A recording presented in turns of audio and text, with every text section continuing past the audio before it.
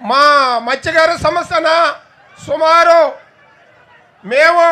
నాకు తెలిసినంత వరకు ఈ ఫిషింగ్ హార్బర్కి రాకముందు మేము పడ్డ కష్టాలు సముద్రంలో తెప్పలో పోయి 10 కిలోలు 20 కిలోలు తీసుకొచ్చి మేము ఇక్కడ అమ్ముకోవటానికి అవకాశం లేకుండా మేమే తీసుకుపోయి పల్లెటూళ్ళు అమ్ముకుంటే ఇక్కడ 10 రూపాయలు 20 రూపాయలు ఉండేది, అడగకపోతే 20, 30, 40 వచ్చేదన్న.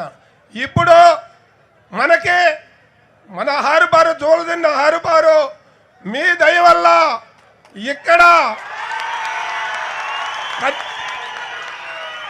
కట్టిన దానికి ఎంతో సంతోషపడుతున్నామన్న.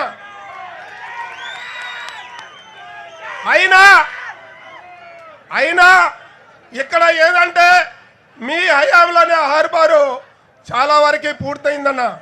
అయినా కొంత నిలబడిపోయింది. ఎందువల్ల నిలబడిందో మాకేం తెలియదు.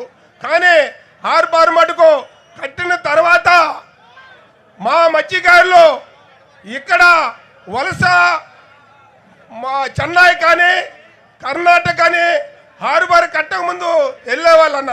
ఇప్పుడు హార్బర్ కట్టిన తర్వాత మేము చాలామంది ఈ హార్బర్ వల్ల మేము ఇక్కడే బోట్లు తయారు చేసుకుని మేము ఇక్కడే జీవనం గడుస్తున్నాము. చాలామంది 100% ఇక్కడ యాడ్ చేసుకుంటున్నారన్న.